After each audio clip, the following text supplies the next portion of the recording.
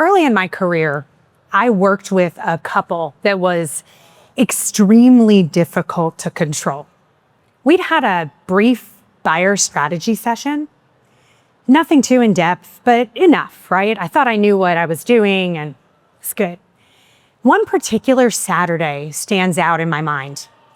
I showed them 4 very different style of homes in 4 vastly different areas. I spent the whole day with them, driving around, working my butt off, and feeling exhausted when I got home. And I guess I hadn't articulated my value enough because they still hadn't signed the buyer agency agreement, but no matter. They asked me to see a property that Sunday and I was exhausted. So I decided to send them to an open house, and I bet you all know where this is going. Sent them to the open house. There they met an agent, not a KW agent, who convinced them of an off-market property that he had. They went, they saw that off-market property, by the way, in an area they told me they would never consider. They bought that property with that agent, and I had no recourse. And this came on the heels of my husband saying to me, we were pretty newly married, about 9 months in, "Have I made a mistake? Because I never see you." "Yeah, you never see me because I'm driving these jerks around everywhere." I knew that I had to tighten up my consult. And the other thing this really taught me is that time is the commodity you can never earn more of. So how you spend it matters, right? So to make sure this never occurred again, I developed a 5-stage process. That 5-stage process is a proven strategy to capture buyer leads and to make raving fans from the start, okay? After implementation of this process, my conversion rate has gone to 98% from buyer consults. We've simplified our operations, and my coach in the front row wants me to say we run mean and lean on a P&L. We're almost guaranteed a 5-star review, all from the start. So why does this matter? Agents lose potential clients due to missed follow-ups, disorganized communication, and lack of process. My system, from intake through post-settlement, is a repeatable client-winning engine. I look more professional, I close the buyer faster, and my repeat and referral business constantly going up. So I was going to intro myself at this point and say, hey, I'm Gary's mastermind and blah, blah, blah. But you know what? That doesn't matter. What matters is last year, 82% of my business was from repeat and referrals. And it's because of my systems and processes. My process, it's broken into 5 stages, which, as Nimesh said, that is going to be a 1-pager, and it is in the MREA playbook this year. So number 1, receiving the lead. When I get a lead, I thank the source if they're a referral, of course, and I either set a phone call or jump right to the consult. If we set a phone call, it's really just to gather some basic data and set the appointment. All appointments, 100% of them on the phone lead to a consult, right? Which then turn around and 98% of those become my buyers. After that consult is set, my admin sends a calendar invite with a Zoom link and an email with a client intake form. So when I had PT last year, I had to fill out an intake form. I'm a professional, it was a professional. When I go to a new doctor, I fill out an intake form. So this is why we implemented the intake. And aside from providing us with a lot of data, and let me tell you, people will tell you much more about their finances on a form because the form asked them so, than they will face-to-face. Aside from providing a lot of data, it sets the expectation that we will be thorough and organized. It also sets the expectation that my admins will be involved throughout the entire process, right? The email comes from them. The last thing it does is it acts as a filter. Because if someone will not spend 5 to 7 minutes filling out an intake form, I'm not going to spend an hour to an hour and a half meeting with them. It's just simple. Step 2, consultation. So all of our consults happen on Zoom. Why? Turns out sometimes people are in different locations during the day. 2 decision makers have 2 different jobs. Let's make it as convenient as possible for them and for me, right? I have an almost 5-year-old. I don't want to leave the house if I don't have to leave the house. So we meet on Zoom. Before we get on Zoom, I take a look at their intake and then again together, asking clarifying questions. Oh, hey, you said 2 fulls. Do you mean 1.5 or does it have, I'm sorry, you said 2 baths. Do you mean 1.5 or does it have to be 2 fulls, right? These are clarifying questions that are very helpful for me to know.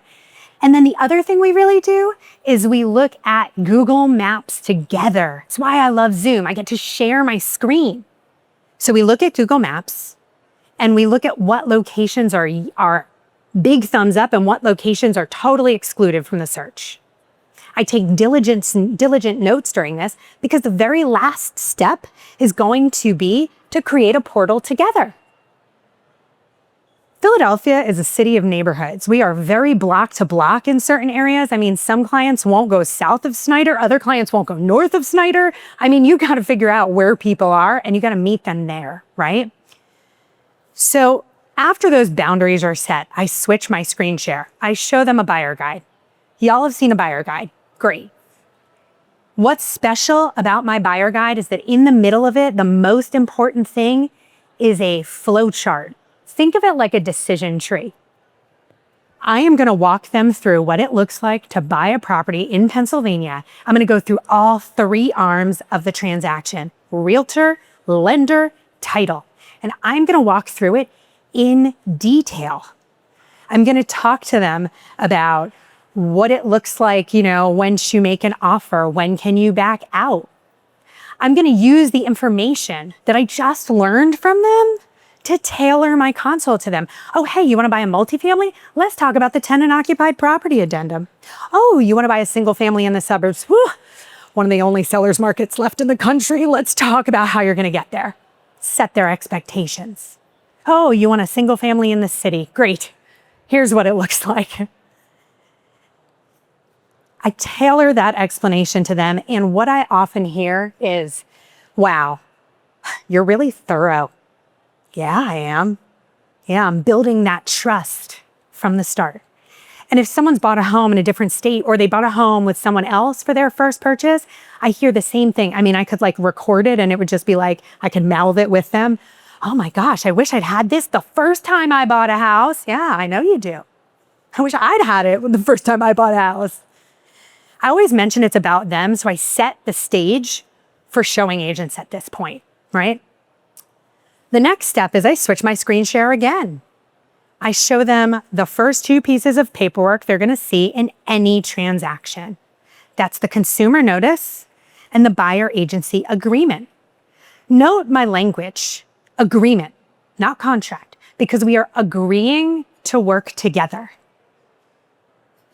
Through this process, I explain it also in detail, but I add a lot of levity through this because one thing I know is that skeptical people, they get very anxious. And I want to make that anxiety go away. Yes, things will go wrong in a transaction. In fact, I have an entire page dedicated to everything that can go wrong in a transaction because who doesn't love the game worst case scenario? What's the worst thing that can happen? It's good to set that stage from the start. But as I go through it, I make jokes. Because when you are speaking about serious things and you can add humor, you actually build rapport. They trust you more. You know it so well, you can laugh about it. For example, deposit money gets held by the listing agent's brokerage. But if I don't know the listing agent, like it's Uncle Joe's South Philly Realty, Uncle Joe's not holding their money. It's just the way terminations work in Pennsylvania. I wouldn't let that happen. So I'm setting the stage and I'm saying I'm a fiduciary without outright saying I'm a fiduciary. I'm just sliding it in there. I found that when you walk through it paragraph by paragraph, people really It's a lot of information, but they really trust you. And when we get to Section 8, that's for us, confidentiality, I explain to them that this is HIPAA for real estate, or if they're lawyers, privilege. I explain that it's really important that they know, because we are talking about their intimate financial details, that when they refer me a friend or family in the future, that person will not know their financial picture. Again, sets the stage as a professional. I always make the joke that I've put plenty of nosy moms in their place, including my own, who wanted to know how my cousins could afford the house they were buying. And when I had to tell her, I can't tell you, she said, I'm so impressed with you. And I was like, did I just pass some weird Jewish mom's test? That's just so bizarre. So I always laugh about this stuff, but it really does set the expectation that I am their advocate and their fiduciary, and everything is going to be kept confidential. It's very important. So that last step I already mentioned is to set up the MLS portal. So we then switch our screen share again and we look at the MLS. And the whole time I'm setting it up, I'm using all the data they've already given me to set it up. Beds, baths, and I'm convincing them why they don't need Zillow anymore. This creates buy-in. It's very important. I use the map tool and I exclude all those no-go areas we discussed. Creating buy-in, and every time they say, oh my gosh, this is so cool. I don't think the MLS is that cool, but all right, great. And then before we part ways, I give them homework. Yes, I do. I give them homework. If they are not pre-approved, get a pre-approval. And if they are pre-approved, sort through this list that we've just created together as I send it to them, right? So now we come to stage 3, post-consult. And at this point, right after we hang up, get off our Zoom, I send them 3 emails systematically. Buyer guide, documents to sign, and if they are not pre-approved, an intro to a lender. And if they are pre-approved, I send them the entire MLS portal. If not, I hold that until they are pre-approved. I'm not sending them properties with a maybe you can afford this. Doesn't work for me. As soon as they signed, my admin sends them the signed paperwork with the promise script. And if you don't know the promise script, look it up. At that point, my admin works to set up the tour and is proactively communicating with them. Nothing is bad about proactive communication. I'm never upset if someone proactively communicates with me. So we're 4 days ahead of time. Oh, we wanted to just make sure these things are what you want to see. Great. So the buyer tours until they offer. And I would just say at this point, people don't want to be sold, right? They want to be led. So I'm trying to lead them, not trying to sell them. When it's time to offer, we come to stage 4, okay? I'm a team of forms. I'm a solo and I have a team of admins, and we are just a team of forms. And if you've ever heard me teach Burnout to Balance, you already know this. So I submit that form to my admin. My admin fills out the agreement of sale. I review it because I'm the fiduciary, make sure everything is correct, and then it goes to the buyer with a templated email explaining what they're signing. My admin can do all of this, plug and play all of the details so that it's easy for them to understand. And just because I'm a really thorough person, I have already pre-recorded an explanation of the agreement of sale. In that email that I send it, I do say very, very loudly at the top in all bold, I am not an attorney. Disclaimer, but this is my understanding of these documents. So I send this to them and they watch it, right? Now they know what they're signing. I'm meeting the expectation I set early on that I'm going to walk them through paperwork. And by doing this, they feel more confident and comfortable and they know what they're signing, right? Once the file is executed, it goes to the TC. You guys know what a TC does. I'm not going to dive into that. And on the day of settlement, I meet them again face-to-face. So we sandwich it face-to-face on Zoom, face-to-face at settlement. I do a final walkthrough with them, and then we come to settlement together. I bring them a funny card. I bring them a gift, all the things. Now we come to stage 5, post-settlement. This is one of our more important stages. As soon as we settle, we have 3 scheduled emails. Number 1, congratulations! You just bought a house. Alison loved working with you. She would love a 5-star review from you. And thanks to Nick Waldner, I now have a review site. If you guys want to leave me a review, it's reviewssp.com, right? Like, that's really important. You need a review site that's easy for someone to remember. Second email, oh, hey, your deed is now recorded. You can apply for this property tax reduction called the homestead exemption. Also, if you didn't leave a review, we would love a review because we loved working with you. Third one, about 3 months post-settlement. Oh, hey, Alison has a gift for you and she wants to pop by. What this does is it reminds them of my face and that I was their agent, and I want to see what they've done with their house. Have they done anything cool? It's really a pop-by. I'm not there for a long time. If they want me to stay, I usually say, oh, my car is double parked, right? It's a pop-by. This is to keep me top of mind. This is where my referrals come from. I just continue to build that I am their trusted resource. And if they need a vendor, HVAC, etc., I have a vetted vendor list. I'm not going to share it because it constantly changes, but please reach out if you need someone. So, we've done a deep dive into my process. Let me ask you, show of hands, how many people in the audience have a buyer process written down? Okay, I got like 4. Great, great. That's y'all's homework. Everyone here, that's your homework. Write it down. And if you have a process, any kind of process, even if it's up here, have you ever noticed that if you deviate from the process, things go poorly? Yeah. I'll say go Sixers, trust the process. Trust the process. So after you write that out, here's what I want you to do. I want you to look for your gaps.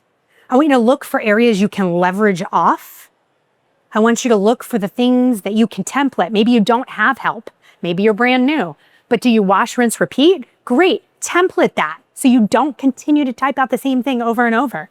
Plan and systematize your strategy for follow-up. Post-closing. It's really important.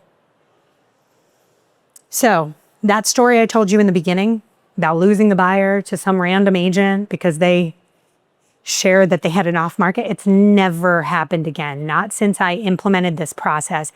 And don't get me wrong, people have tried. I will hear from buyers, oh, I went to this open house that you sent me to, and the agent there just like tried to poach me. And I told him, no way, I was working with you. I create loyalty with this, right?